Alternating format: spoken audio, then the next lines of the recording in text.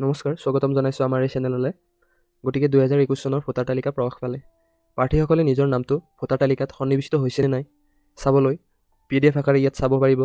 চৰকাৰে এই সুবিধা অকণ কৰি দিছে। গতিকে যিসকলে নতুনকৈ এপ্লাই কৰিছিল সেইসকলৰ বাবে ভিডিঅ'টো খুবেই ইম্পৰ্টেণ্ট, কিয়নো তেওঁলোকৰ নামটো সন্নিৱিষ্ট হৈছে নে নাই চাবলৈ PDF আকাৰে চাব পাৰিব। গতিকে কেনেদৰে আমি এই PDFটো ডাউনলোড কৰিব লাগিব সেই বিষয়ে আমি এই ভিডিঅ'টোৰ জৰিয়তে জনাবলৈ চেষ্টা কৰিম।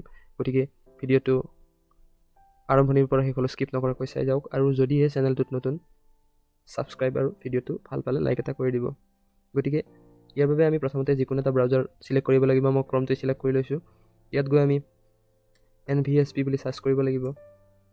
ইয়াত চাৰ্চ কৰিলে প্ৰথমতে এনেধৰণে ইণ্টাৰফেচ এখন খোল খাব। ইয়াত প্ৰথমতে আহিছে নেশ্যনেল ভোটাৰ্ছ ছাৰ্ভিচ পৰ্টেল। ইয়াত আমি ক্লিক কৰিব লাগিব। তাৰপাছত এনেধৰণৰ ইণ্টাৰফেচ এখন খোল খাব। ইয়াত গৈ আমি ডাউনলোড ইলেক্টৰেল ৰোল PDF ইয়াত ক্লিক কৰিব লাগিব। তাৰপাছত ইয়াত ষ্টেট ছিলেক্ট কৰিব দিছে। ইয়াত আসামটো ছিলেক্ট কৰি ল'লোঁ। তাৰপাছত গো মাৰিব লাগিব কিছু সময় লাগি।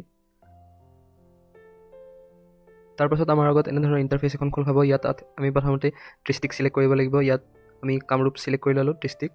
আপোনালোকৰ যিটো ডিষ্ট্ৰিক্ট হয় সেইটো আপোনালোকে ছিলেক্ট কৰি ল'ব। তাৰপাছত ইয়াত LIC নেম, ইয়াত আপোনাৰ যিটো হয় আমি ৰঙিয়াটো ছিলেক্ট কৰি ল'লোঁ। তাৰপাছত ইয়াত আছে পুলিং ষ্টেচন, আপোনালোকৰ যিটো পুলিং ষ্টেচন হয় ইয়াত ছিলেক্ট কৰি ল'ব। নম্বৰ দিয়া আছে, মই যিকোনো এটাই লৈ ল'লোঁ বাৰু। তাৰপাছত ইয়াত মাডাৰ ৰুল আছে, মাডাৰ, আৰু ইয়াত দুটা অপশ্যন আছে, মাডাৰ ৰুল আৰু ছাপ্লিমেণ্ট ৰুল।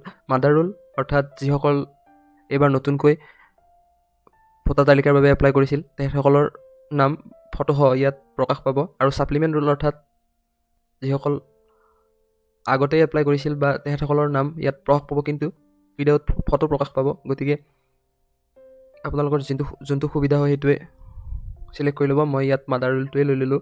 তাৰপাছত ইয়াত enter the result of above statement, ইয়াত 48+8 আছে, গতিকে এইটো 56 দি দিলোঁ আমি। ইয়াত ভিউ ৰিজাল্ট মাৰি দিলে ইয়াত ভোটাৰ তালিকাখন আহি পৰিব। কিছু সময় অপেক্ষা কৰিব লাগিব।